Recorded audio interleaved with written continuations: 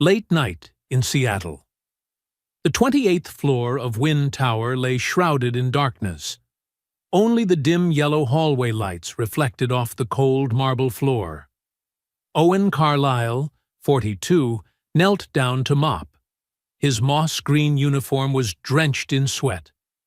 His calloused hands ached after 8 straight hours of work. He wiped each tile one by one, following the same steady rhythm. A rhythm he had memorized after 3 years on the night shift in this building. Then he heard it. Clumsy, uneven piano notes, like someone fumbling in the dark, searching for something. Owen froze. His heart pounded. That sound, the one he had avoided for 10 years. But his legs, betraying reason, still carried him toward it. Toward the harmonia room, the music hall he had never dared to enter since his first day here. He cracked the door open. Inside, under the sterile LED glow, a little girl sat at a black Steinway grand piano. Her long brown hair fell loosely over her shoulders. Her bright blue eyes stared forward, but saw nothing. Her tiny fingers wandered across the keys, brushing scattered notes as if trying to solve a puzzle without the answer. Owen stood still. He recognized the melody. Claire de Lune, the piece Sarah, his wife, had loved most. But these notes were broken, disjointed, aching. The girl stopped, frowned. "Is someone there?" she asked softly, her voice clear in the empty room. Owen swallowed. He should leave. He knew he should, but he couldn't. "Yes," he finally said, stepping in. "I'm Owen." "The janitor here." The girl tilted her head toward his voice, her unfocused eyes still fixed ahead. "I'm Emma," she said. "I can't see, but I can hear you." Owen looked at her, then at the piano. "What are you trying to play?" he asked, though he already knew. "I don't know the name," Emma replied, "but it sounds like water, like moonlight on a lake. My mom used to play it, a long time ago." Before she got too busy, Owen sat at the second piano, a few meters away. He hadn't touched a key since that night. The night Sarah never came home. "May I play with you?" he asked, his voice barely above a whisper. Emma smiled, a pure, unguarded smile that made Owen's heart break open. "Yes, please." He placed his trembling hands on the keys, then pressed the first note, then the second. And the melody began to flow, like water bursting free after 10 years of silence. Music returned to Owen Carlyle, and outside that half-open door, a woman stopped. Natalie Wynn, 38, CEO of Wynn Industries, stood in the shadows. Her pristine white suit, Hermes bag in hand, Jimmy Choo heels catching the faint light. Tears streamed down her flawless face. Because for the first time in 4 years, Natalie heard her daughter's laughter. "Do you believe that sometimes a stranger can bring back not only music, but memories into our lives?" If you're listening to this story, make sure to subscribe so you don't miss the next part, where Natalie discovers that the man mopping her floors is far from ordinary. Owen Carlyle hadn't always mopped floors. 10 years ago, he sat on the stage of Symphony Hall in Boston, dressed in the formal uniform of the U.S. Army Orchestra. The stage lights blazed. The hall was packed with thousands of people. But for Owen, only one person in the audience truly mattered. Sarah. She sat in the front row, wearing a simple navy blue dress. No jewelry, no heavy makeup, just that smile. The smile Owen had fallen in love with the first time they met at a small cafe near Berklee College of Music. Every time Owen played, he looked only toward Sarah, and she would nod gently, as if to say, "You're doing great. You always do great." That was 2014. Owen was 32. The future looked bright. They had just bought a small house in the suburbs. Sarah was pregnant with their first daughter, Mia. a life that seemed perfect. Then came November 17th, 2014. Owen remembers every detail. The concert ended at 10 p.m. As always, Sarah stayed to help him pack up his instruments. She drove home first because she was feeling a little tired. Owen stayed an extra hour to practice a tricky passage from Rachmaninoff. "Be careful," Sarah said, kissing his cheek. "Don't be too late." Mia's waiting for her dad. Those were the last words he ever heard from her. 11:42 p.m. His phone rang, an unknown number. "Is this Owen Carlyle?" A police officer's voice, cold and dry. "Yes, speaking. Please come to Massachusetts General Hospital immediately. There's been an emergency involving your wife." Owen felt his heart stop. He drove like a madman through the winter night. Snow had started to fall. When he burst into the emergency room, Sarah was lying on a bed, a respirator in her mouth. The faint beeping of the heart monitor echoed. Beep. Beep. The doctor spoke in an even, detached tone. Her car was hit head-on by a drunk driver. Severe brain trauma. "We did everything we could." Owen sat by her side all night, holding her hand, softly singing the pieces she loved, begging her not to leave him behind. 4:17 a.m. The beeping stretched into one long tone, a straight line on the screen. Sarah Carlyle, age 30, was gone. Owen didn't cry. He just sat there, motionless, staring at the peaceful face of the woman who had once been his entire world. A nurse gently pulled the white sheet over Sarah's body and whispered, "I'm so sorry." But Owen didn't hear a thing. Only silence remained. A silence that felt eternal. The funeral took place 3 days later. Snow fell thick and heavy. Owen stood beside the coffin, holding Mia, their 3-year-old daughter sobbing uncontrollably. His orchestra mates came, and they played Ave Maria, Sarah's favorite piece. Owen still didn't cry. He just stood there, like a statue. After the funeral, he returned home, sat down before the Yamaha piano in the living room, placed his hands on the keys, and couldn't play. His fingers froze. The music was gone. Each note felt like a blade driven into his heart. Sarah had been his reason to play, her smile, his inspiration.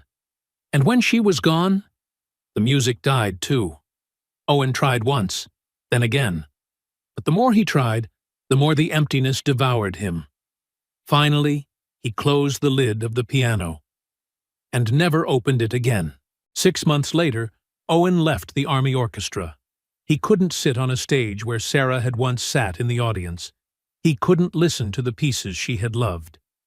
He took the first job he could find, a night janitor at an office building in Boston. Then another place. And another. In 2021, when Mia was 10, he moved to Seattle. A new city. A new beginning. Or so he told himself. He was hired at Wind Tower, a 45-story skyscraper in the heart of the city. Night shift, from 10 p.m. to 6 a.m. Mopping floors, emptying trash cans, cleaning conference rooms. No one asked who he was. No one knew who he had been. He was simply Owen, the janitor from the upper floors. And Owen liked it that way. He disappeared into the rhythm of the mop, into the hum of vacuum cleaners, into the silence of empty buildings at night. Every dollar he earned went to Mia. Tuition, clothes, books, everything. Mia thrived. She studied hard, laughed often, had friends. But sometimes, when her eyes met his, Owen saw a question she never voiced. "Why don't you play music anymore, Dad?" He never answered, because he didn't know how to explain that. A part of him had died with her mother that night.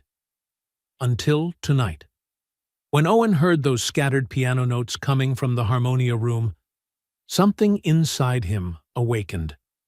Something he thought was gone forever. And when he sat beside the piano, when he played alongside Emma, for the first time in 10 years, Owen Carlyle felt alive again. Emma Wynne was not born blind. She remembered colors. She remembered her mother's face when she smiled. She remembered the yellow butterflies fluttering through the sun-drenched garden of their old home. That was when Emma was 6. Her family had just moved into a new mansion on Queen Anne Hill, the wealthiest neighborhood in Seattle. Her father, David Wynne, had just founded Wynne Industries. Her mother, Natalie, served as the company's chief financial officer. Emma remembered that morning vividly. Sunlight streamed through the curtains. She ran down the stairs, holding up her pink kindergarten backpack. "Mom! Dad! Look at me!" But in the kitchen, her parents were fighting, their voices sharp, the laughter gone. "David, the company is losing money. We can't keep doing this." "Natalie, trust me. I'll fix it. Trust me? You've been saying that for 6 months?" Emma stood frozen on the staircase, not understanding. All she knew was her parents no longer smiled at each other. A week later, David Wynne disappeared. No goodbye, no letter.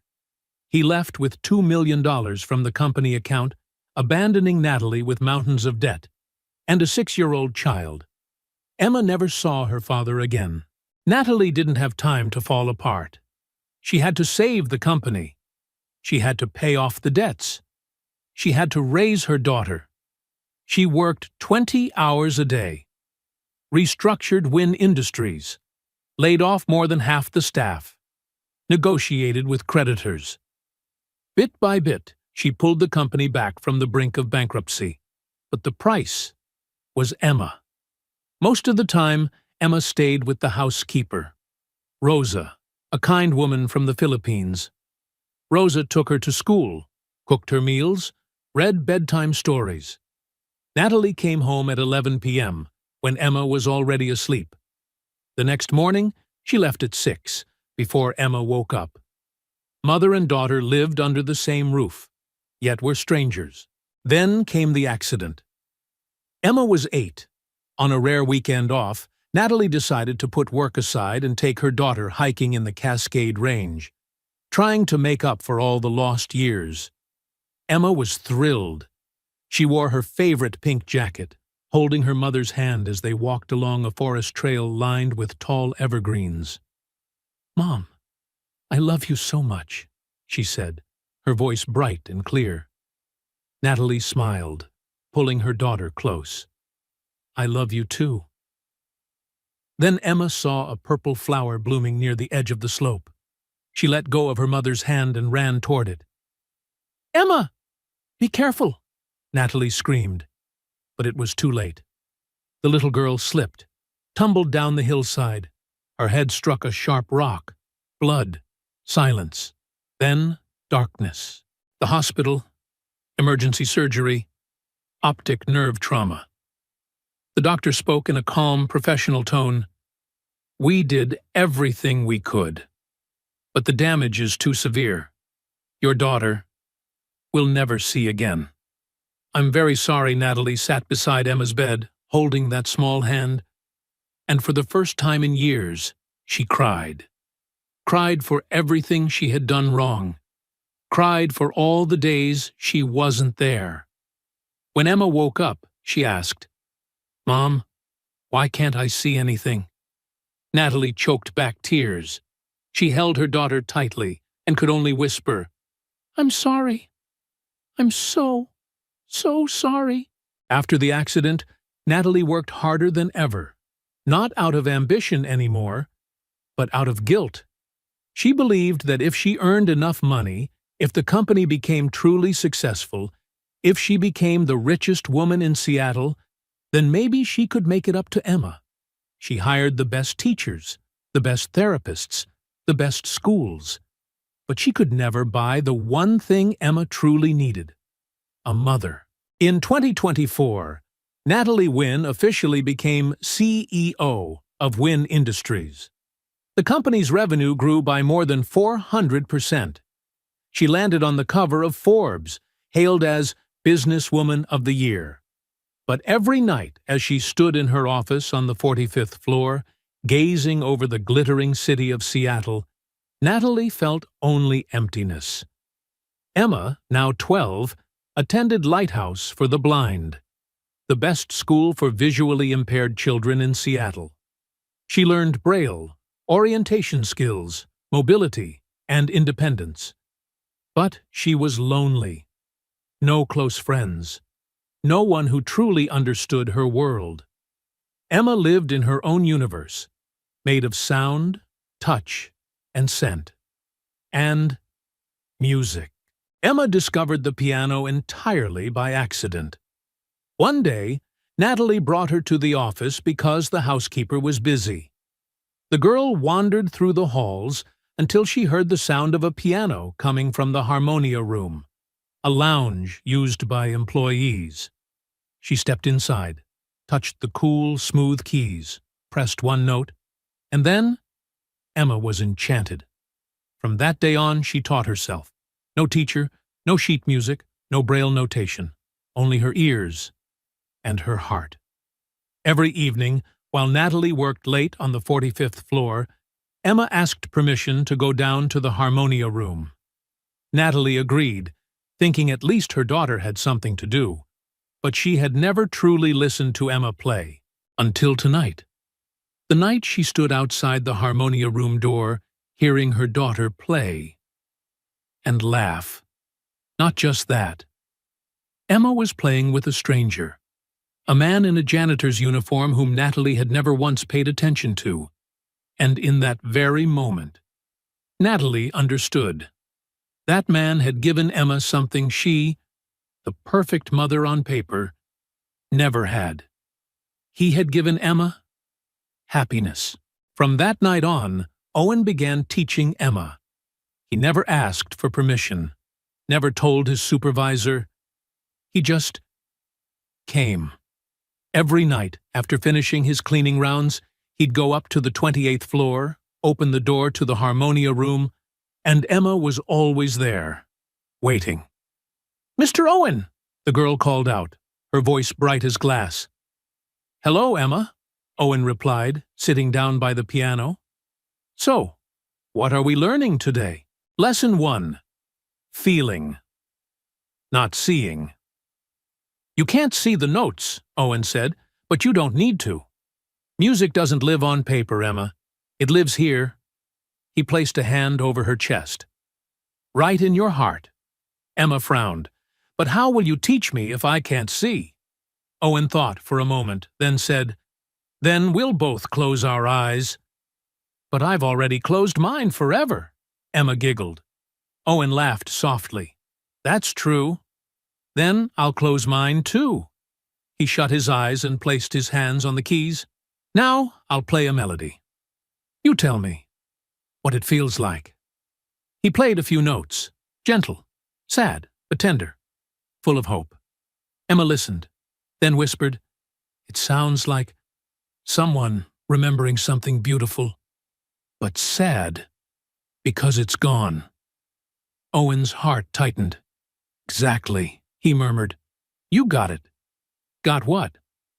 "Music isn't about technique," Owen said. "It's not about hitting the right notes. It's about telling a story, sharing emotion. When you play, you're giving the listener a piece of your heart." Emma nodded slowly. "So, I have to feel it before I play?" "Exactly." From then on, every lesson began with the same question. "How do you feel today?" If Emma said happy, they played cheerful tunes. If she said sad, they played slow, somber melodies. And when she said, "I don't know," Owen would simply smile. "That's okay. The music will help you find out." Lesson 2. The Colors of Sound. One evening, Emma asked, "Mr. Owen, what does a sunset look like?" Owen froze. He looked into those blue eyes that no longer saw the golden light of dusk, then swallowed and said softly, "A sunset is like a slow piece of music, It starts with yellow, bright and high, like treble notes, then turns orange, warm and gentle, then red, passionate and strong, and finally, purple, mysterious. Like a whisper, Emma tilted her head, listening. I think I get it. Colors are like different notes, aren't they? Exactly, Owen smiled. And you know what?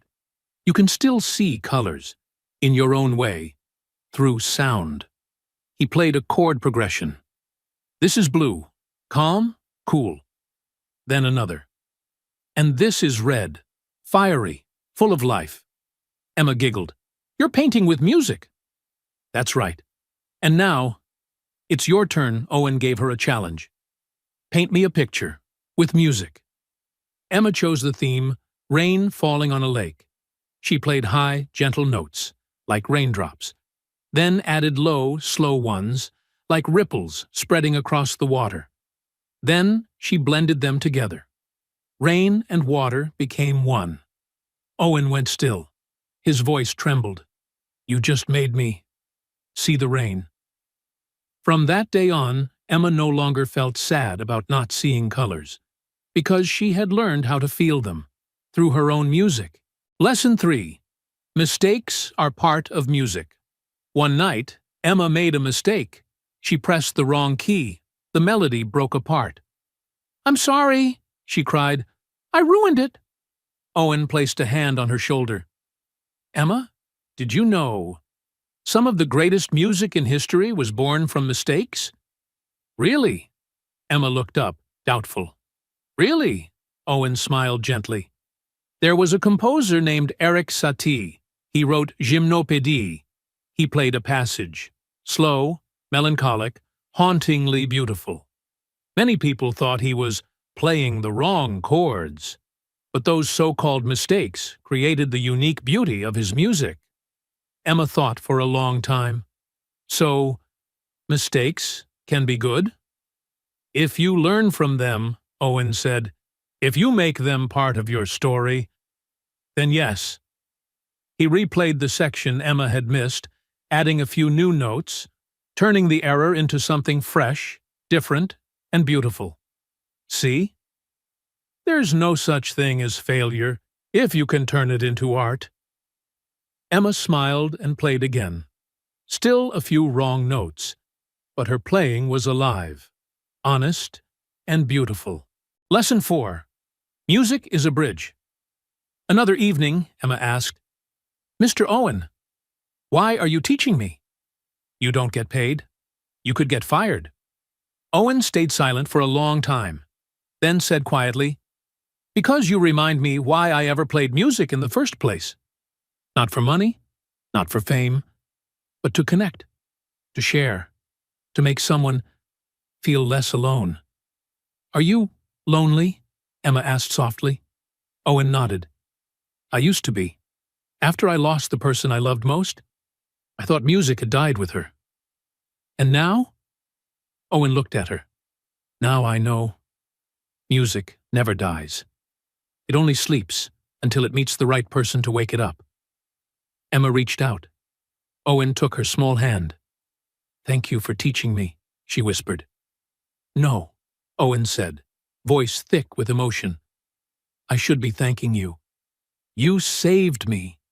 They sat there in silence. No music, just a man who had lost his past, and a little girl who once feared she had no future. Two souls finding each other in the present moment. Lesson 5. Everyone has their own song. Do you think my mom has her own song? Emma asked one night. Owen blinked in surprise. Your mom? Of course she does. What does it sound like? Owen thought about Natalie Wynne, the woman he'd only glimpsed in the hallway. Always flawless. White suit, shining high heels, a composed, distant face. But he also remembered that same face the night outside the harmonia room, standing still, tears quietly falling. Your mother's song, Owen said slowly, sounds like strength, pride, but underneath it, deep sadness. And beneath that sadness, love. A love so big she just doesn't know how to show it. Emma fell silent. After a long pause, she asked, "Do you think my mom loves me?" "I'm certain she does," Owen replied firmly. "It's just, sometimes adults don't know how to say it. They think food, clothes, a nice house, those are enough. But they forget the most important thing is—" He gently tapped her chest. "Here. Presents." "I just wish she were here with me more often," Emma whispered. Owen squeezed her hand. "I know, sweetheart." I know he had no idea that just beyond the door, Natalie was standing there, listening to every word, and the heart of the woman who once seemed made of steel was quietly breaking into pieces. Secrets can't stay hidden forever. On the 23rd night since Owen began teaching Emma, something changed. Trevor Kane, Chief Operating Officer of Wind Tower, was the man Owen always tried to avoid. Kane stood 6'1", his black suit polished like a mirror, his gelled hair as stiff as a helmet, eyes cold as ice. Kane didn't like people who didn't know their place. In his view, a janitor's only rights were to mop floors and take out trash. Period. That night, Kane stayed late to finish the quarterly report. At 11:30, he decided to head out earlier than usual. Passing the 28th floor, he heard a sound. Piano. Kane stopped. Who would still be here at this hour? He stepped quietly toward the harmonia room. Through the small window in the door, he saw Owen Carlyle, in a stained janitor's uniform, seated at the piano with Emma Wynne. They were laughing. They were making music. They were happy. Kane's face flushed red. A janitor, with the CEO's daughter, alone, at night. He didn't knock. He shoved the door. It flew open. "What is going on in here?" Emma startled. Owen stood up fast. "Mr. Kane, You're the janitor," Kane cut in, voice sharp as a blade. "You're paid to mop floors, not to do anything in here with a child." "He's teaching me to play," Emma said, her voice trembling. "I asked him to teach me." Kane looked at Emma, then at Owen. "Do you have any idea how this looks? A grown man, alone with a child, after hours?" "It's not what you think," Owen said, keeping his voice level. "Emma is lonely. She needs someone." "What she needs is none of your business," Kane snapped. "You've broken at least 5 rules. You're not authorized to be in this room. You're not allowed to interact with management's family. And most importantly, you are not permitted to be here after hours without supervision." Owen's heart sank. "Mr. Kane, please, I haven't done anything wrong." "Security!" Kane turned to the door, pressing his radio. 28, Harmonia Room, immediately!" Emma sprang up, reaching for Owen. "No, don't take him. He's my friend." "You should go home," Kane said icily. "And you—" He looked at Owen with disdain. "You're finished here."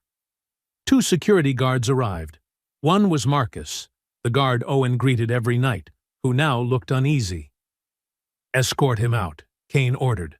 "Revoke his badge. Put his name on the blacklist." Marcus stepped closer. "Owen, you need to come with us." Owen looked at Emma. She was crying. "Mr. Owen." "Don't go," she whispered. Owen knelt, hugging her. "Listen, Emma, you have to remember what I taught you. Music isn't on paper, and it isn't only in the keys. It's here." He touched her heart. "No one can take it from you." He pulled a small slip of paper from his pocket. "This is my phone number. If you need me, call. Promise me?" Emma nodded, clutching the paper. Kane strode over and tore it from Emma's hand. "This isn't allowed either." "What kind of person are you?" Owen stood, voice shaking with anger. "A child is lonely, and you—" "What kind of person are you?" Kane barked. "Exploiting a disabled child to satisfy—" "What? Your ego? You want to feel important? play the hero? He's not exploiting me, Emma shouted. He's the only one who sees me. Kane ignored her. He nodded at Marcus. Take him away. Marcus and his partner took Owen by the arms. They escorted him out. Owen looked back at Emma one last time. She stood alone, tears streaming down her cheeks. I'm sorry, Owen whispered. I'm so sorry. They brought Owen down to the lobby, then into HR. Trevor Kane followed behind, making a call. Yes, Ms. Wynne. I need to report a serious incident. Owen sat on a hard plastic chair and waited. He knew what was coming. Termination. No reference. Finding work would be even harder. But the worst part wasn't losing the job. It was losing Emma. Half an hour later, Natalie Wynne walked in, still in her white suit, but her hair was a mess, as if she'd been running. Her eyes were red. She looked at Owen, then at Kane. Explain, she said, trying to keep her voice steady, though it trembled. Kane began. He painted Owen as a predator, a suspicious man exploiting a vulnerable child. The words piled up. Inappropriate, dangerous, serious violation. Natalie listened, her face unreadable. When he finished, she turned to Owen. Do you have anything to say? Owen drew a long breath. I didn't do anything wrong. I was teaching your daughter to play the piano. Emma is lonely. She needs someone. And I need her just as much as she needs me. You need my daughter? Natalie asked, her voice cold. Owen realized how that sounded. Not like that. I mean, I used to play the piano, long ago. After my wife died, I couldn't play anymore. But Emma, she helped me find a reason to play again. She reminded me that music isn't perfection, it's connection. You lost your wife? Natalie asked softly, her tone gentler. Yes, 10 years ago. A car accident. Natalie was silent. Kane cut in. Ms. Wynne, his personal situation is irrelevant. The fact is, Trevor, be quiet, Natalie said, eyes still on Owen. I want to hear him. Owen continued. Emma asked me why I teach her. I told her she reminds me. Music is a gift, not something to hoard, but to share. I don't want anything from Emma, not money, not recognition. I just want her to know she isn't alone. Natalie turned away, her shoulders shaking. She wiped her tears quickly. Then she faced them again, voice firm. Trevor, you were right to report it, but from here, I'll handle this myself. But Miss Wynne? I said I'll handle it, Natalie repeated, this time glacial. You can go. Thank you for keeping watch. Kane was displeased, but he couldn't argue with the CEO. He shot Owen a warning look and left. The door closed. Natalie sat across from Owen. Do you know my daughter is blind because of me? She asked quietly. Owen froze. I didn't know. We went hiking. A rare weekend I was free. Emma slipped, fell down the slope. I couldn't catch her. Natalie paused, her voice breaking. I wasn't there when she needed me. And now, I try to make up for it with everything. The best school, the best teachers, but I still haven't given her the one thing that matters most. What's that? Owen asked softly. A mother's presence, Natalie whispered. And you, a stranger, gave my child what I couldn't.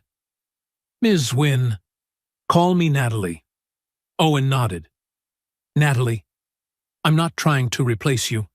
I just saw a lonely little girl and thought of my own daughter. Mia is 12 too. After my wife died, I worked 3 jobs to raise her. But many times, I wonder if it's enough. If food and clothes are enough, when what she really needs is a father who's present. Natalie looked at him, and for the first time, she saw him. Not a janitor, a person, a father, someone struggling just like her. "You're not fired," she said. Owen stared. I'm not." "No. But you also can't keep working as a janitor." Owen's heart sank. So it was still the end, just in another form. Then Natalie said, "I want to hire you as Emma's private music teacher. Officially. Fair pay. A clear contract." Owen thought he'd misheard. "Are you serious?" "Absolutely. My daughter needs you. And I think—" Natalie hesitated, then went on, "I think you need her, too." Tears spilled over. For the first time in 10 years, Owen cried. Not from pain, but from relief. From hope. "Thank you," he whispered. "Thank you." Natalie smiled. A real smile. Not a boardroom mask. "No, thank you. For reminding me that my child doesn't need a perfect mother. She needs a present one." But not everyone was pleased. Trevor Kane sat in his office, seething. He couldn't stomach it. A janitor. Yes, a janitor. Being favored? Promoted into some special role? It wasn't fair. It broke the order. And Kane lived for order. He opened his laptop and began typing an email to the board of directors. "Dear board members, I wish to report an inappropriate action by CEO Natalie Wynn." 3 days later, Owen officially started his new job. No more janitor's uniform. He was given a small room on the 27th floor, right next to the Harmonia room. A salary of $4,500 a month, triple what he used to earn. Mia couldn't believe it when her father told her, "You're going to teach music?" Her eyes lit up. "You're going to play the piano again?" "Yes, baby girl," Owen said, hugging her tightly. "I'm going to play again." Mia held him close. "I've waited so long for this." Inside Owen's chest, something large felt mended again. But while Owen and Emma were happy, Trevor Kane moved in silence. He hired a private investigator to dig into Owen's past. And within a week, Kane found exactly what he wanted. An old Boston Globe article from 2015. Renowned pianist abandons career after family tragedy.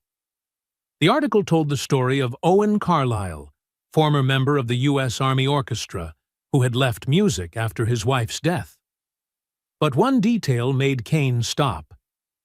Carlisle missed several performances in the months leading up to his wife's passing, causing tension with orchestra management. Kane smirked. The weapon he needed was right there. He drafted a second email. This time, not to the board of directors, but to the Parent Association of the Lighthouse for the Blind, where Emma studied. Subject: Safety concern. Regarding Wynn Industries, music instructor, dear parents, I am writing to raise a concern about the safety of our children. A man named Owen Carlisle is currently employed by Wynn Industries as a music instructor. However, he has a concerning background. Abruptly resigned from a professional position, spent 10 years as a janitor for unclear reasons, interacts with children without a teaching license.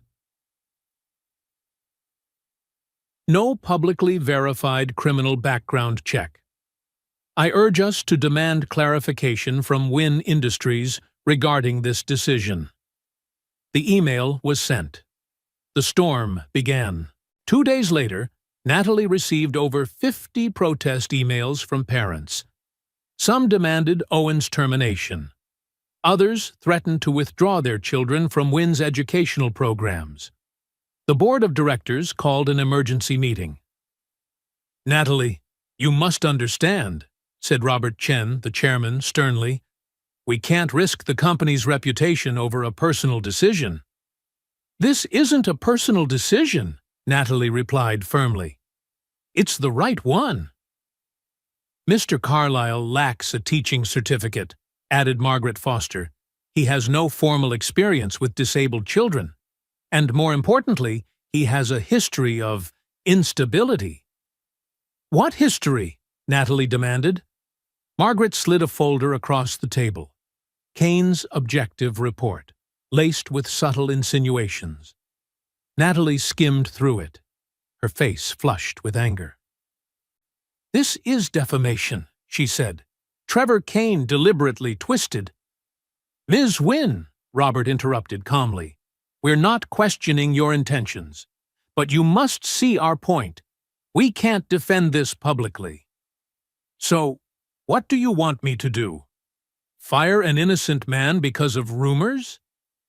"We want you to reconsider," Margaret said.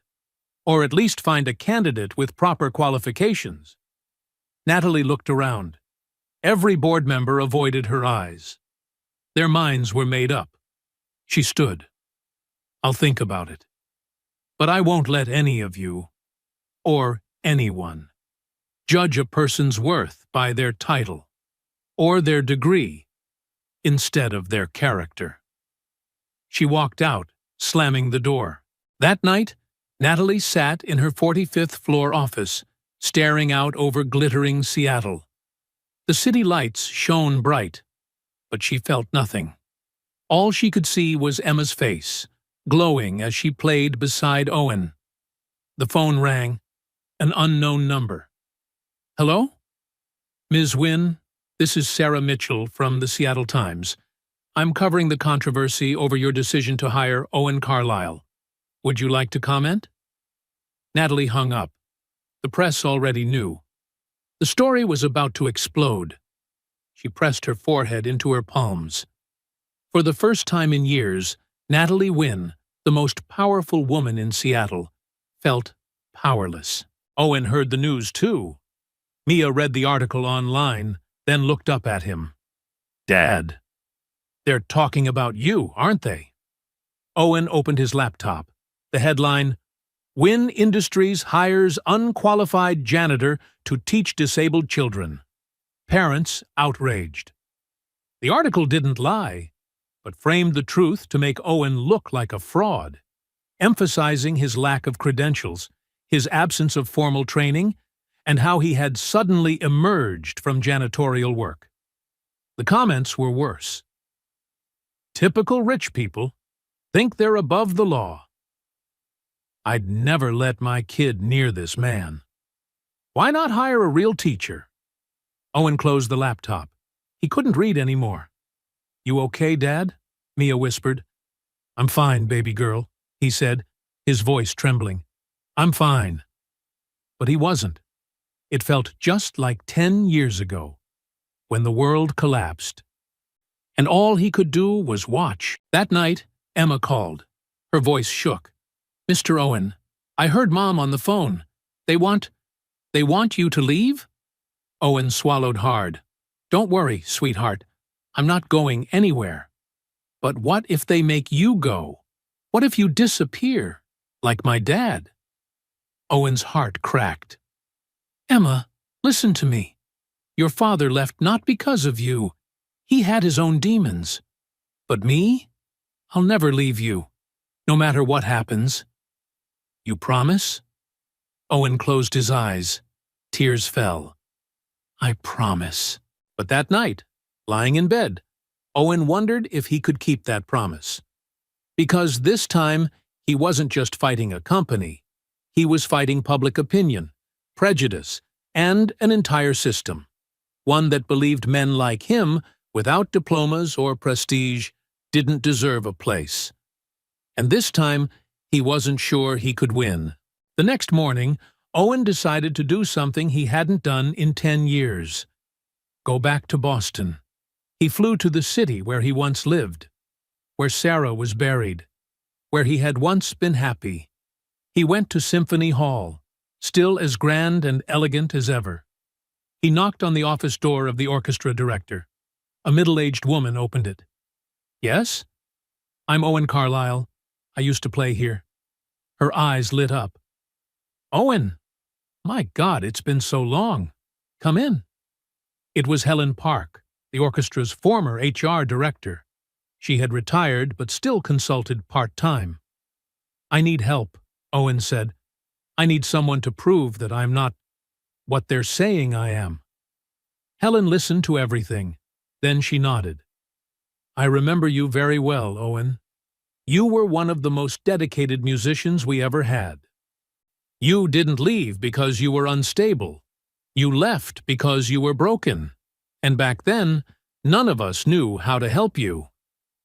Could you write a letter of recommendation? Something to confirm I never had any ethical or behavioral issues? I'll do more than that, Helen said. I'll call everyone from the old orchestra. We'll write a collective statement. Meanwhile, in Seattle, Natalie wasn't sitting still either. She called a press conference.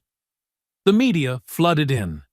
Everyone wanted to hear the CEO of Wynn Industries defend her controversial decision. Natalie stepped up to the podium in her signature white suit.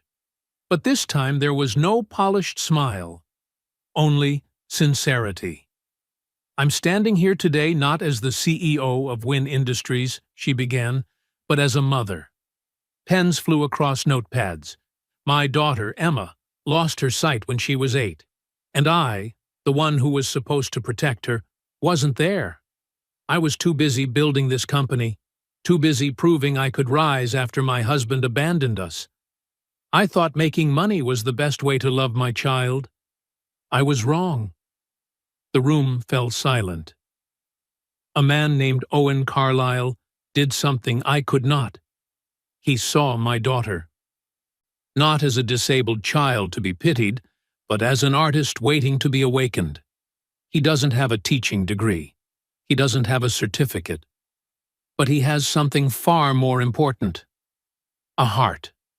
Natalie paused. Her voice trembled slightly. Critics say I broke the rules, that I endangered my daughter. But I want to ask, what is real danger? Letting a good man teach your child music? Or teaching your child that human worth is measured only by titles and diplomas? A reporter raised a hand.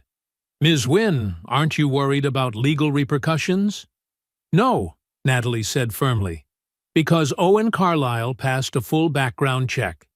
He has no criminal record. He's a single father raising a 12-year-old girl. He gave up a prestigious musical career to care for his family.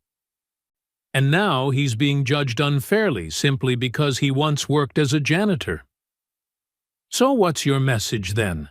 Another reporter asked. Natalie looked straight into the cameras.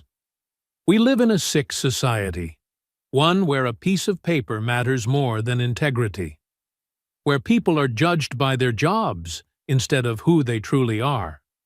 If we don't change, we'll keep overlooking extraordinary people just because they don't fit our mold.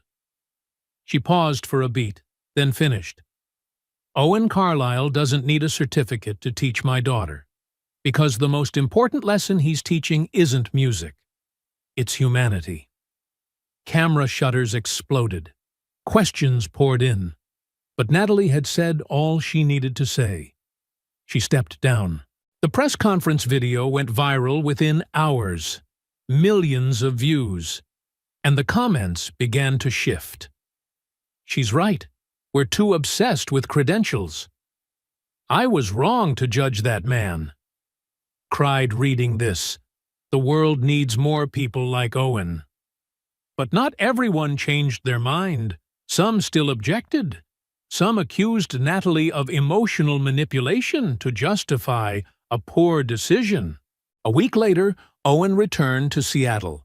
He carried a thick folder, a letter of endorsement from 47 former orchestra members, an official clean background check, and one special item, a video of his final performance with Sarah sitting in the front row 10 years ago.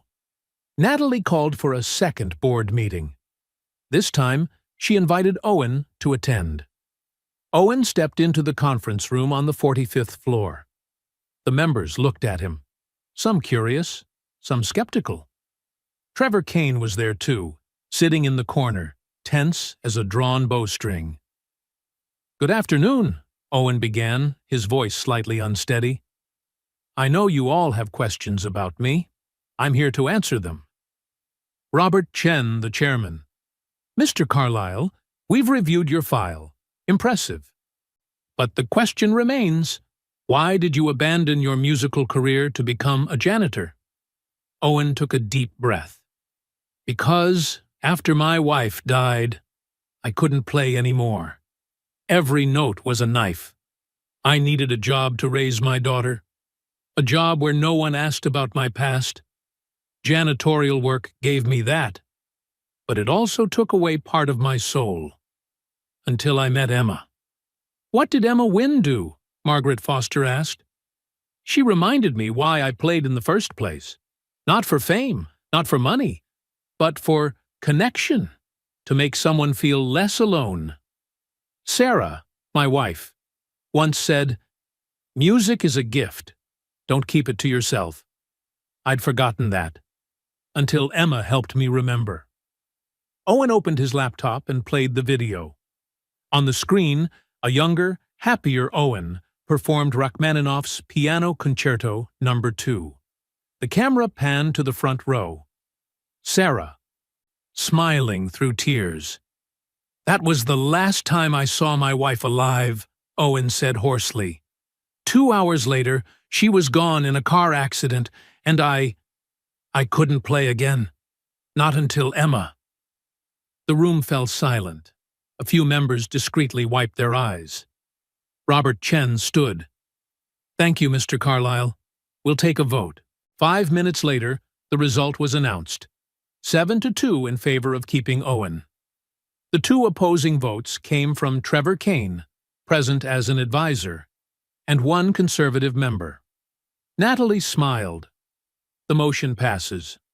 Owen Carlyle is hereby appointed music director of the Wynne Foundation.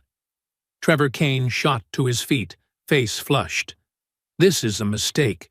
You'll all regret it." "Trevor," Natalie said coolly, "please step outside." Kane stormed out, slamming the door behind him. After the meeting, Natalie and Owen stood by the window, looking out over the Seattle night.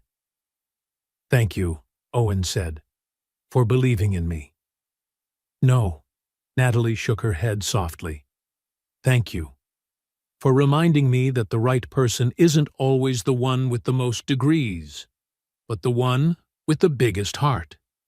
Owen smiled. "Emma's lucky to have you as her mother." "No," Natalie replied, her eyes glistening. "I'm the lucky one to have Emma as my daughter, and luckier still to have you remind me of that." 10 months later, Wynne Concert Hall, the newly built music auditorium inside Wynne Tower, was packed. 300 seats, every single one taken.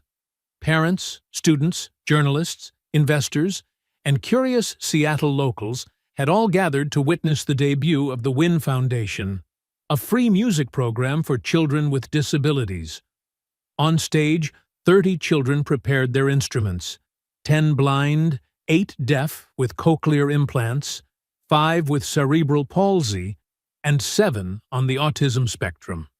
At the center sat Emma Wynne, 13 years old, before a grand Steinway piano. Her hair neatly tied back, a silver bracelet on her wrist, engraved with the words, "Music is light."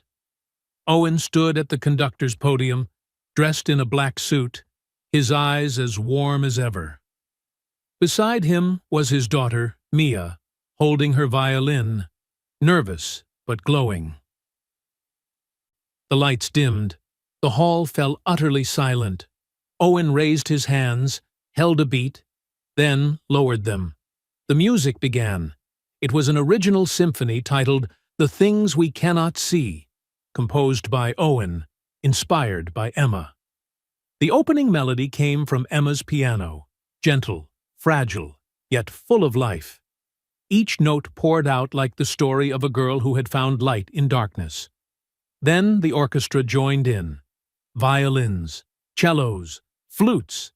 Every child played their part, imperfectly, but sincerely, and together they created something heartbreakingly beautiful. In the front row sat Natalie Wynne, no phone in her hand, no thoughts of work, only quiet, listening. Tears slid down her cheeks. She didn't wipe them away. Beside her, Rosa, the loyal Filipino housekeeper, whispered through tears, "Miss Emma's grown so much." "Not just Emma," Natalie smiled softly. "All of us have." The music swelled. Emma launched into a fierce solo, pouring out everything she had ever felt.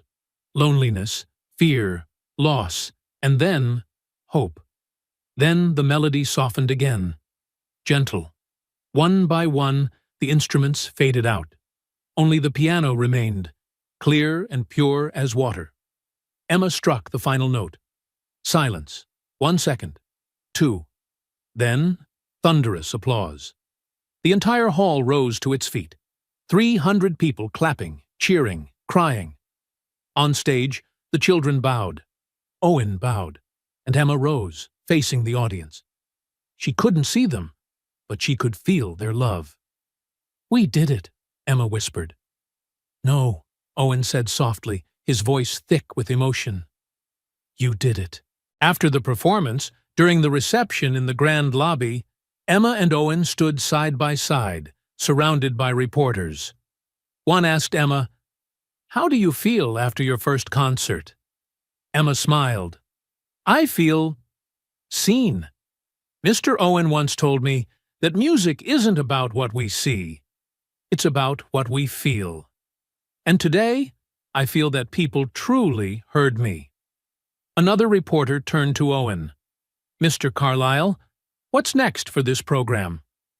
Owen glanced at Emma, then at Natalie, standing nearby. Natalie stepped up to the microphone. "We're expanding," she announced. "The Wynn Foundation will fund free music programs in 20 schools across the country for children with disabilities. And we'll train teachers, no music degree required. Only heart and dedication." A reporter challenged, "But without degrees, how do you ensure quality?" Owen smiled. "By looking at who they are, not what's on their papers. By asking, do they truly care? Instead of, do they have a certificate? Some of the best teachers I've ever met had no formal degree. They only had love for music and the desire to share it." When the evening ended, the hall emptied slowly. Owen, Natalie, and Emma remained on stage, surrounded by quiet rows of empty seats. "Thank you," Emma said, holding both their hands, "for believing in me." "No," Natalie said, gently squeezing her daughter's hand. "Thank you for teaching me how to love the right way." Emma turned to Owen. "And thank you for not giving up on me, even when everyone said you should go." Owen embraced her. "I made a promise, and I kept it." They sat there, a mother who had learned to be present, a girl who had learned to see with her heart, and a man who had learned how to live again. Outside Wynn Tower, Trevor Kane stood staring up at the building he once called his own. He'd been fired 3 months earlier, not for sabotaging Owen, but for leaking internal data to a competitor. Natalie herself had led the investigation. Kane didn't just resent Owen. He envied Wynn Industries' success. Now he was unemployed, his reputation ruined. No company in Seattle would hire him. His phone rang. An unknown number. "Mr. Kane, this is Owen Carlyle." Kane froze. "What do you want?" "I heard you're looking for work. The Wynn Foundation needs an operations director. The pay's modest, but it's a chance to start over. Would you be interested?" Kane went silent. "After everything I did to you, why would you help me?" Owen paused. "Because someone once gave me a second chance when I didn't deserve it either. And I believe everyone deserves a chance to change. The question is, do you want to?" Kane closed his eyes. For the first time in years, he felt true remorse. "Yes," he whispered. "I do." "Good. Meet me Monday. We'll start again." Some lessons in life aren't taught in classrooms. They come from unseen moments, from choosing what's right when doing wrong would be easier, from seeing people or choosing not to. Owen Carlyle didn't need a degree to teach Emma Wynne, because the greatest lesson he ever taught wasn't about music. It was this: a person's worth isn't measured by titles. It isn't defined by certificates. It's revealed through action, presence, and kindness. And sometimes, the most important person in your life isn't the one in the corner office on the top floor, but the one quietly mopping the floors at night, the one you never notice until they change everything. Based on true stories of unlicensed teachers who change their students' lives forever. Subscribe if you believe that music and kindness can heal what the eyes cannot see. Thank you for staying until the very end, and see you in the next story.